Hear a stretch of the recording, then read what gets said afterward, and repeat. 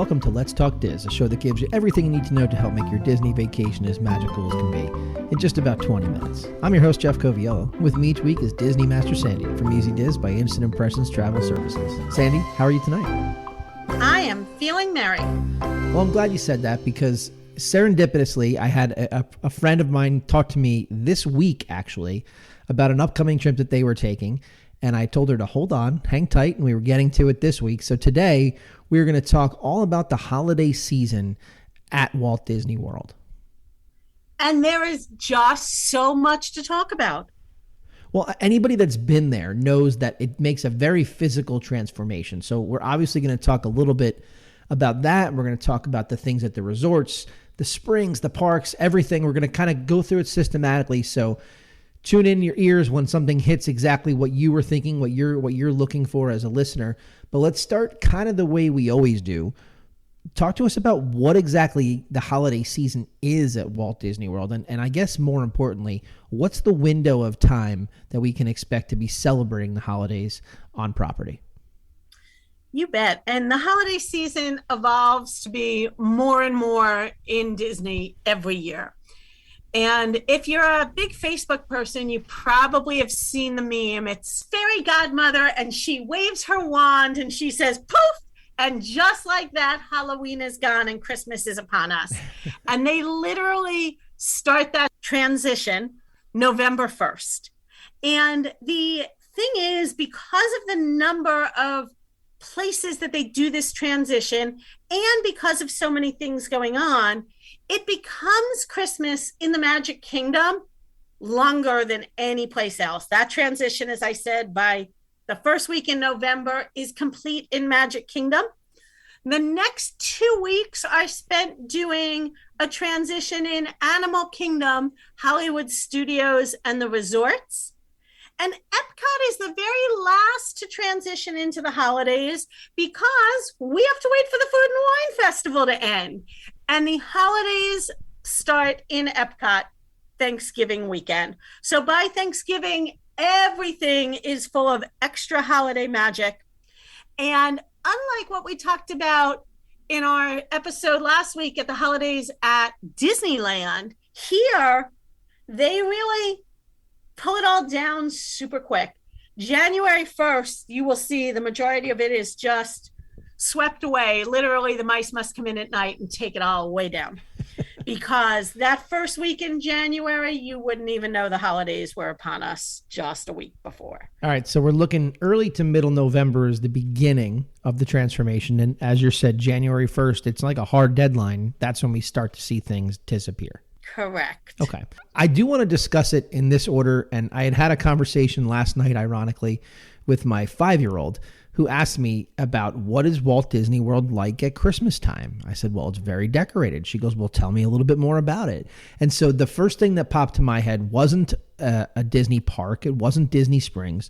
It was the resorts. We've had plenty of conversations on here about the theming that the resorts do. But for folks that haven't caught all of it, I'm going to give you the opportunity now to break down how these resorts and specific ones, because I know that you definitely have your favorites, what they do to tilt their theming during the holidays. And I will say, and I hate using this phrase again, but as we're coming out of COVID, it's not everything that the holidays normally are. We're a little bit lighter than normal in the resorts, but the hallmark of the holidays for them is over at the Grand Floridian. And they build a gingerbread house that probably rivals the playhouse that your kids are in. There is a mini store inside. The cast members have work inside and have the stock inside, and guests can see this incredible work of art from all four sides. And again, if you're familiar with that Grand Floridian lobby, I encourage you to go up to the second floor and look down and see all of the detail in the gingerbread shingles and all the little icing touches and the hidden Mickeys. It's simply phenomenal. When I had said that to my 5-year-old daughter, I said, there's a life-size gingerbread house at one of the hotels you can walk into. She went, what? It's something she hasn't yet seen. So it's definitely on our bucket list as a family to take her to. My wife and I have seen it. but we haven't quite made that trip there for the holidays. So that's specific to the Grand Floridian.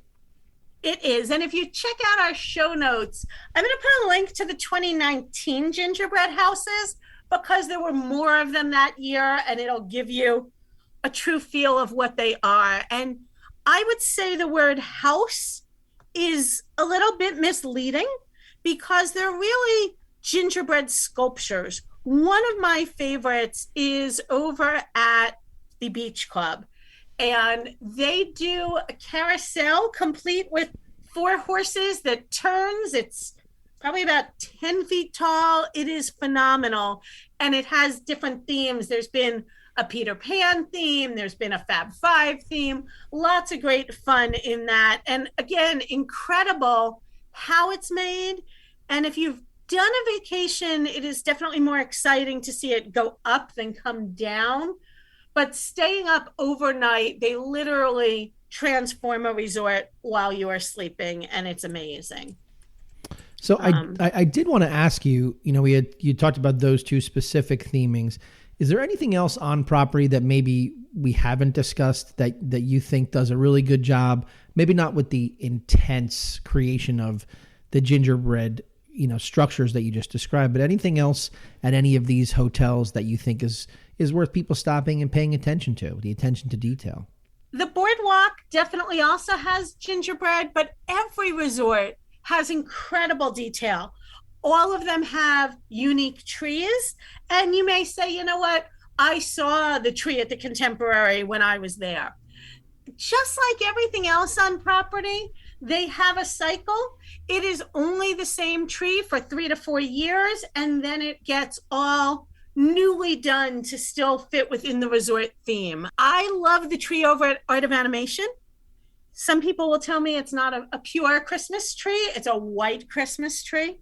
But the coloring that you see in the resorts and the detail of those literal animation cells is brought right into that tree. So it is a definite fun one to look at.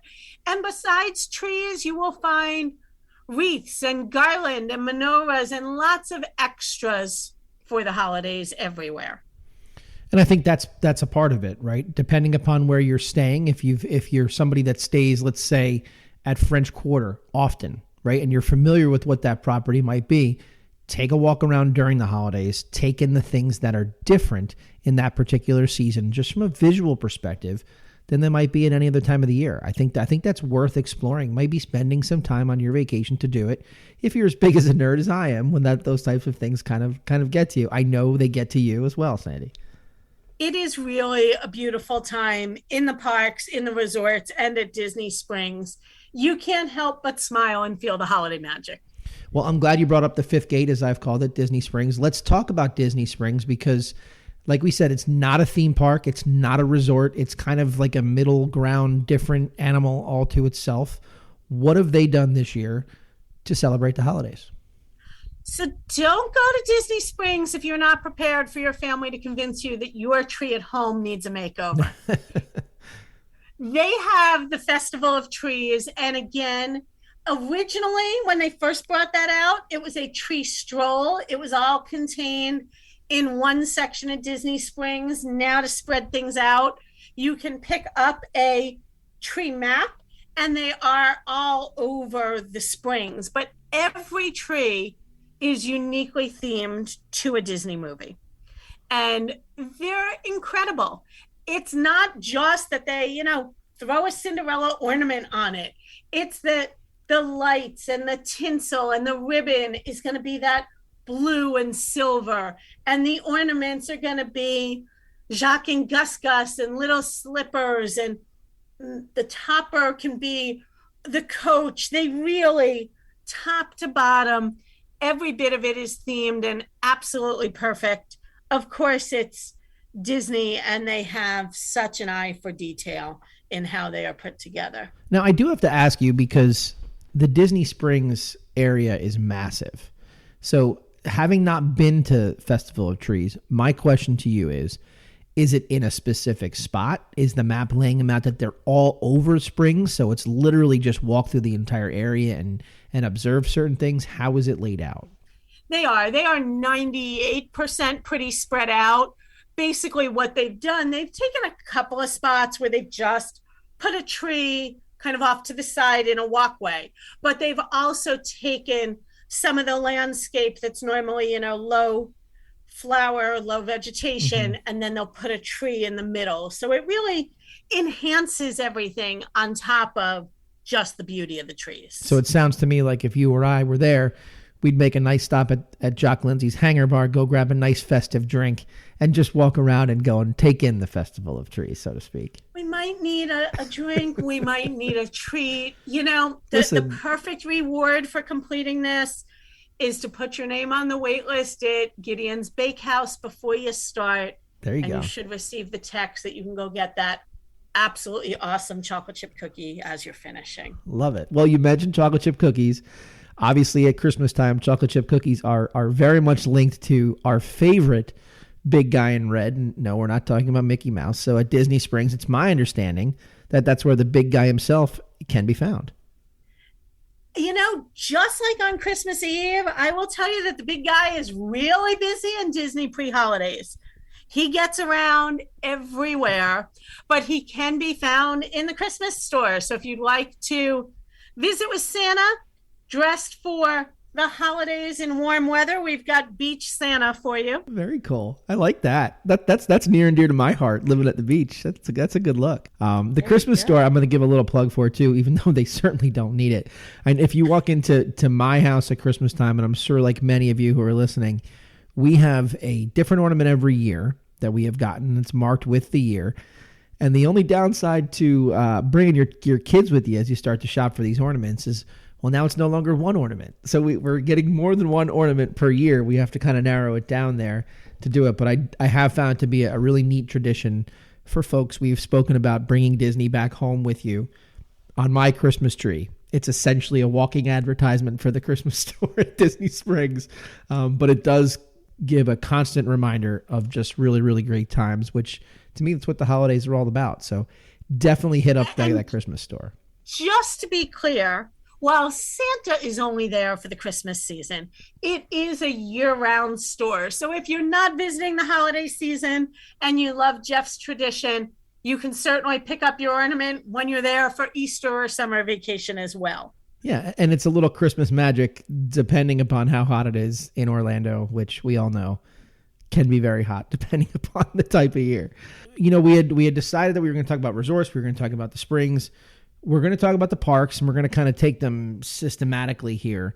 But I know one of the things that we had talked about with COVID was that the parade situation had changed. We'd seen these cavalcades. You just mentioned Santa Claus. Give me an idea of, you said he's a busy man this time of year. Where can we expect to see Santa Claus inside the parks? He is a busy man. And not only, I guess there's that Superman in him. Not only does he get all over property, and we know there can only be one Santa. Of course. He changes all day long as he runs from park to park. So you will find him on that flotilla, that boat in Animal Kingdom that goes down the river. Mm-hmm. You'll find him sitting in the back of a Mustang as he makes his way up Hollywood Boulevard in Hollywood Studios. We'll talk in a minute all the different Santas that you can meet in Epcot. And of course, you will find him on the cavalcades in Magic Kingdom, as well as available for meet and greets behind the Christmas shop in Magic Kingdom. Yes, that's a hidden Christmas shop in Magic Kingdom. It's not quite as big as the one in Disney Springs, but if you haven't been able to get to Springs and an ornament is on your agenda, it's a nice little spot over there. But we'll get back to the Magic Kingdom in just a second. I wanted to lead with Animal Kingdom as far as how they do the holidays, because I think it's definitely the most expansive. When you think of Christmas time, you think of decorations, you think of trees, you think of things like that. So let's talk about Animal Kingdom and how they decorate and how they celebrate the holiday. You bet. And I think our listeners are going to worry about how many times I use the word favorite, but they have brought back one of my favorite things that was brand new right before COVID. So we haven't seen it a lot. The Merry Menagerie is in the area right between the two gift shops in front of the Tree of Life. And they are sculpted sculptures made out of all recycled items in line with Animal Kingdom. Mhm. They are animals that obviously have human handlers since they're pretend. And they're everything from little penguins that waddle to panda bears and reindeer. And just again, if you didn't hear me say they were made out of recycled items, you would look at these amazing things and never think, wow, that was garbage at one point. Just beautiful as nobody can do but Disney. So hang around, watch them dance, interact with them. You can talk to the cast that is there with them. And even with the little guys, they do a great job of really interacting and some great photo ops. Maybe that's your holiday card for this year. And if you're there late in the day, the Tree of Life, we know, has a series of 4 different seasonal displays. They normally do winter, spring, summer, fall. But for the holidays, they have a special holiday edition of Awakening. So keep your eye on the tree. Sadly, it drives me a little crazy that is not a timed event. It is a magical moment if you happen to be there. If you're desperate to see it, typically standing there about 15, 20 minutes will guarantee it for you. Okay, so let's segue over to the Magic Kingdom. And as I said, we're going to get to see Santa there. He's on parade. He's available for viewing. We had an entire episode dedicated to the after-hours parties that they have for the holidays. And you'll also see, besides the incredible number of decorations all the way up Main Street and the big tree that they have, you'll start to see that some of the characters are appearing with a little bit of a seasonal flair. The princesses all don their winter apparel, and I think there's just nothing as beautiful as those big coats and capes that they wear. And you'll see holiday scarves on Chip and Dale and Eeyore. So keep your eye out. Lots of extra holiday fun there. Hollywood Studios? Hollywood Studios has a unique character dining experience. Hollywood and Vine, their character restaurant, changes themes for the year. So when you go this time of year, the characters are dressed for Christmas. They'll dress for Easter, Halloween. And so it's one of the places where the characters don't have a standard outfit 365 days a year, which adds to the fun. If you go to the Frozen sing-along only for the holidays, Olaf makes an appearance in a great finale. And then also late in the evening, once it becomes dusk and later, the Tower of Terror turns into Sunset Season's Greetings. There's a series of 4 different light projections with music and snow. Very cool. Very, very cool. All right, listen, we saved this park for last because, truth be told, this is a park that you hold near and dear to your heart at the holidays. You were able to experience something there just a little while ago, so we're going to ask you a little bit about that too. But talk to us about the holiday season at Epcot. And it's interesting, we said at the beginning of the show that Epcot has the shortest holiday season, but they do the Festival of Holidays. They really have the most for the holidays. Like so many of our festivals, you can pick up that little booklet when you arrive that's going to give you a food passport and a list of all activities. But my favorite by far is the candlelight processional. And I know I've alluded to it in many episodes because it is one of those really special things. It is the religious storytelling of Christmas with a celebrity narrator. Little bit unique this year. That narrator is normally accompanied by a large orchestra and a 3-part choir. And typically the first part of the choir are soloists from Voices of Liberty. The second part is a cast choir, and it does rotate which cast members you see in it each night. It is a volunteer experience for cast that they have to audition for, and they absolutely love and really work to get into that. And then the third part is normally high schools from around the U.S. Again, due to COVID this year, they are not having high schools perform, so the cast choir is double. It is still a phenomenal experience. 3 shows every night and 3 ways to see it. You can do a dining package, and I'm going to give you an inexpensive or a less expensive way to do it. They are offering dining packages this year with the new quick service restaurant in America. You can't book it online, unfortunately. If you go online, you're going to think I've totally made it up and there is nothing there. But I promise you, if you go to the restaurant, you can do, it's $34 for the Regal Eagle Smokehouse packages. And that will give you reserved seating at candlelight. If you need to be one of the first people in the theater, even with a reserved seating, you still want to line up 45 minutes to an hour before the show. The show, depending on the narrator, is going to fill half to 3/4 with people in the dining package. Then there's a standby line, and those people, the majority, probably every time I've been, except Christmas Eve, Christmas, and whatever week Neil Patrick Harris is there, the standby line easily gets in. And then the last way to see the processional, because it is in that outdoor theater, if you don't think your child or even you has an interest in a 45-minute serious show, then you can just stand right behind the rope at the back of the theater. You can still see and hear everything. And whether you intend to or not, you will at least hear it as you walk by on your way around the World Showcase. The narrators are varied. They are celebrities, they are sports people, they are known in the music world.